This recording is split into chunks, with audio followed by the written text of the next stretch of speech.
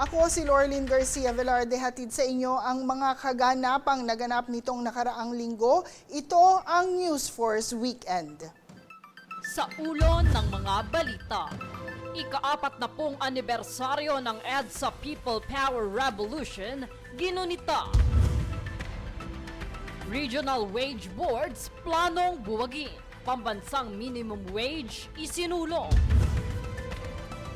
Posibleng pag-ban sa Telegram, pinag-aaralan ng DICT.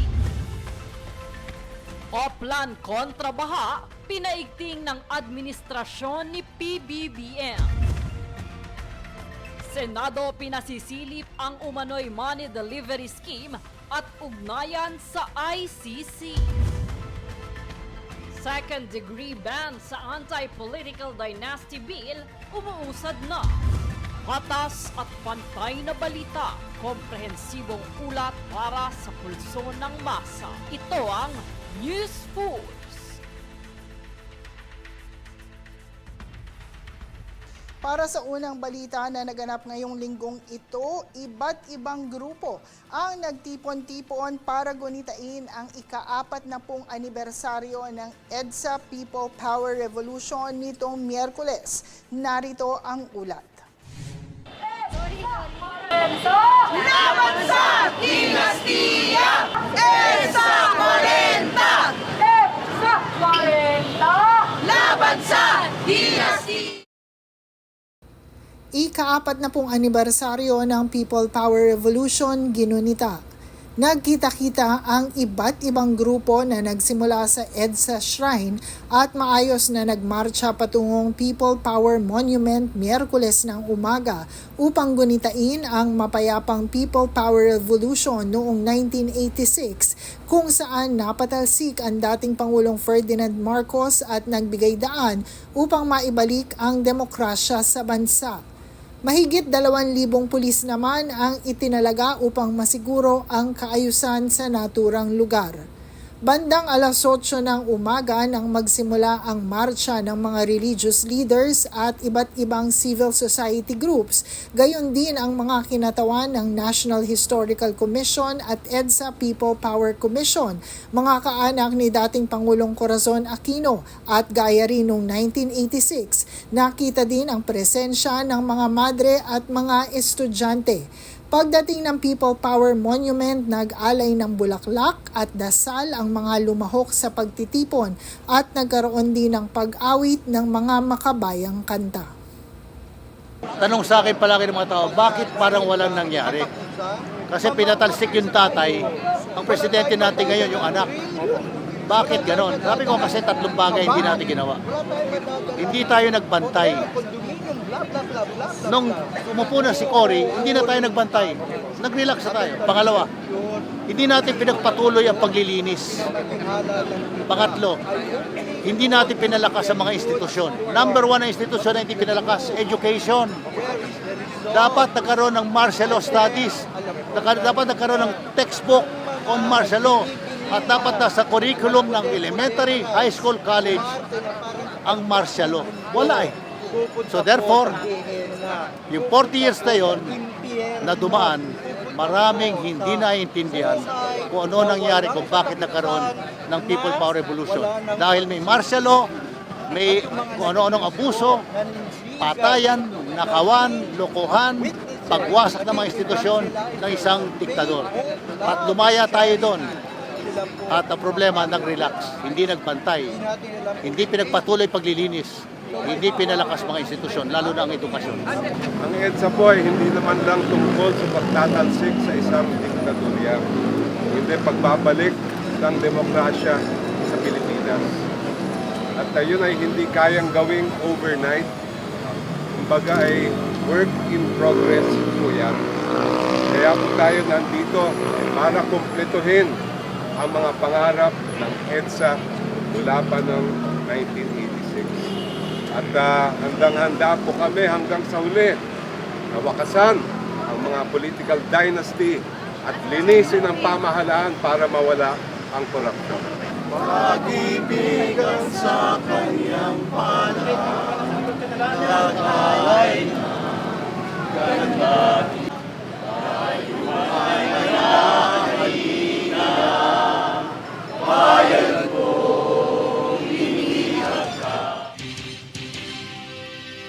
Samantala, maaga pa lamang ay naghahanda na ang Commission on Elections or COMELEC para sa nakatakdang halalan sa Bangsamoro Autonomous Region in Muslim Mindanao o BARM sa Setyembre 2026 at sangguniang kabataang elections naman sa November 2026 ayon kay COMELEC Commissioner Ernest Maceda Jr. Narito ang ulat hatid ni Jade Buhoy.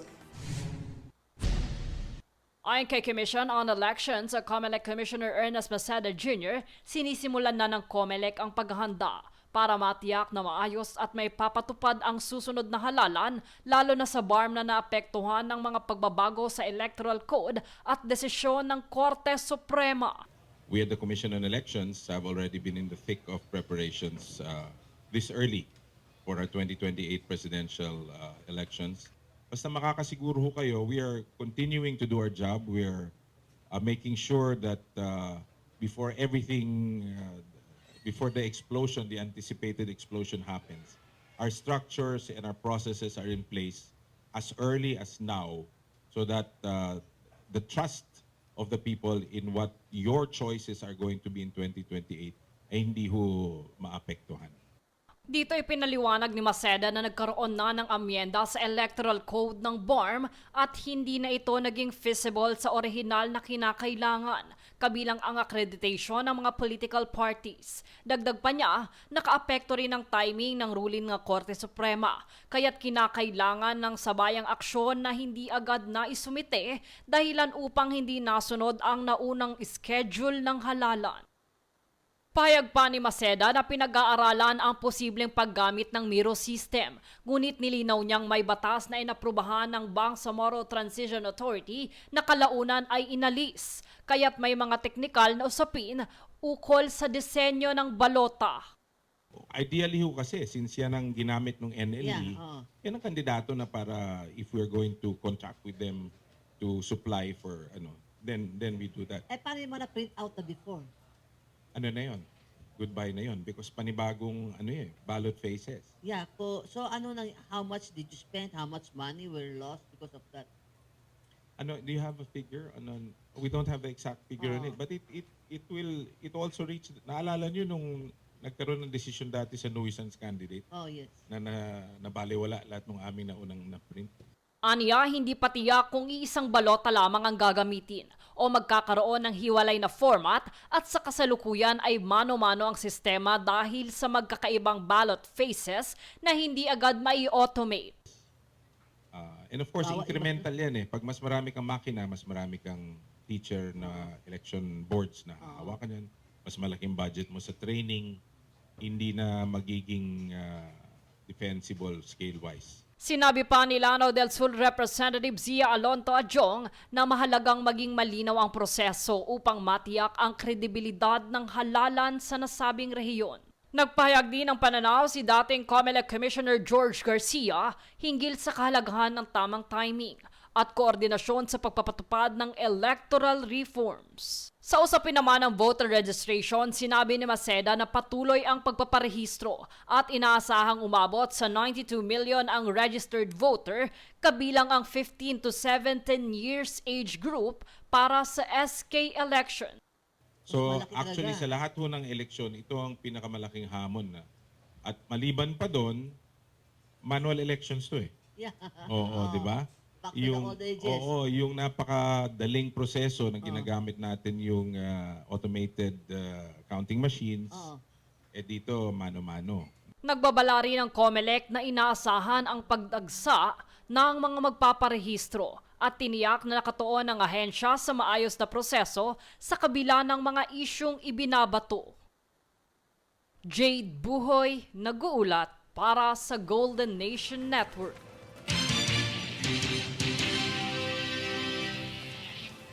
Sa ibang balita, pinahintulutan na ng Department of Health o DOH ang mga minor de edad na may Human Immunodeficiency Virus o HIV na magkaroon ng access sa antiretroviral or ARV treatment sa pamamagitan ng isang proxy consent system.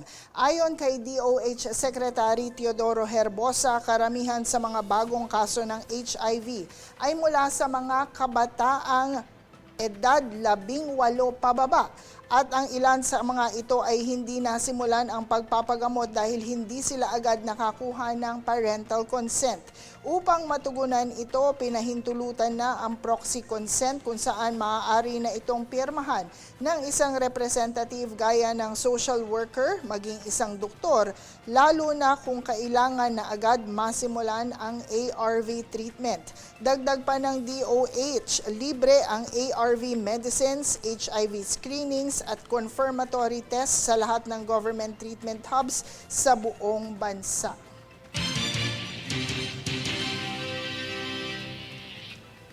Sa pareho pa rin kagawaran, umabot na sa 1.6 million ang mga pasyenteng naging benepisyaryo ng Zero Balance Billing Program ng Department of Health o DOH. Sa huling naitalang datos ng kagawaran, katumbas ito ng nagkakahalagang 95 billion pesos ng nabayarang hospital bills ng programa. Ito ay mula July 2025 hanggang January ng kasalukuyang taon. Dagdag pa ng DOH, patuloy pa ang kanilang pagpapalawak sa programa kabilang ang kamakailan lamang inihayag na planong libreng pay wards para sa mga PhilHealth Direct contributors.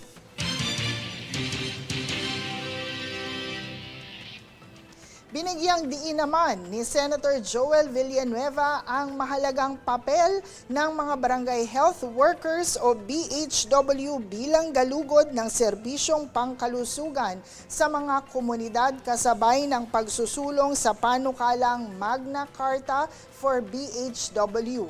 Layunin ng panukala na kilalanin ang kanilang sakripisyo at tiyaking mabibigyan sila ng standardized training, sapat na proteksyon at makatarungang kompensasyon, lalo na't sila ang unang sumasalo sa pangangailangang medikal ng mga malalayong barangay. Nauna nang naipasa sa ikatlong pagbasa ang kaparehong panukala ng nakaraang kongreso, ngunit hindi ito naisabatas, kaya't umaasa ang mga mambabatas ngayon na maisusulong ito ngayong termino. Ayon kay Villanueva, panahon na upang tumbasan ng konkretong suporta ang serbisyo ng mga BHW na itinuturing na bayani noong pandemya ngunit nananatiling kulang sa benepisyo at seguridad.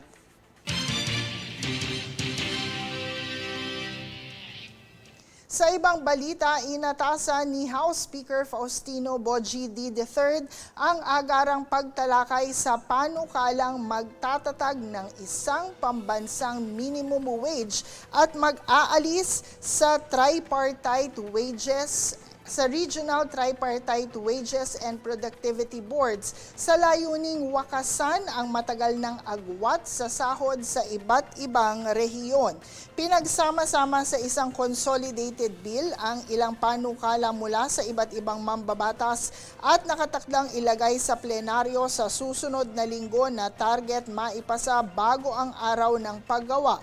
Sa ilalim ng mungkahi, ililipat sa National Wages and Productivity Commission ang kapangyarihan sa pagtatakda ng sahod na magsisimula sa antas na hindi bababa sa umiiral na minimum wage sa NCR, kalakip ang transition support para sa maliliit na negosyo.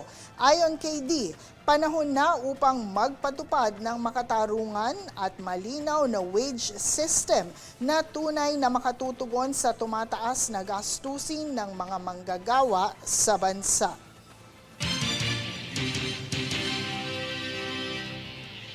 Samantala, kinukonsidera ng Department of Information and Communications Technology o DICT ang posibleng pagban sa messaging platform na Telegram dahil sa umano'y issue ng cybercrime kabilang ang online gambling at exploitation. Nakipag-ugnayan na si DICT Secretary Henry Aguda sa parehong Telegram at Meta upang pag-usapan ang nasabing issue. Binigyang diin naman ng kalihim ang non-negotiable ay ang sex exploitation at child abuse at sakaling hindi ito maaksyonan, haharangin o tuluyan ng ibla-block sa bansa ang naturang platform.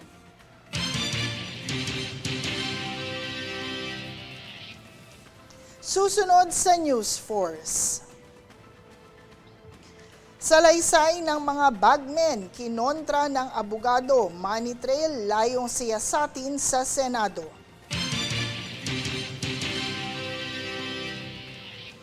Pagdaan sa Korte ng Pilipinas bago isuko sa ibang bansa ang mga Pilipino isinusulong sa Senado. Slot for sale scheme sa BFP ibinunyag 12 opisyal kinasuhan. Manatiling nakatutok para sa higit pang mga balita sa pagbabalik ng News Force.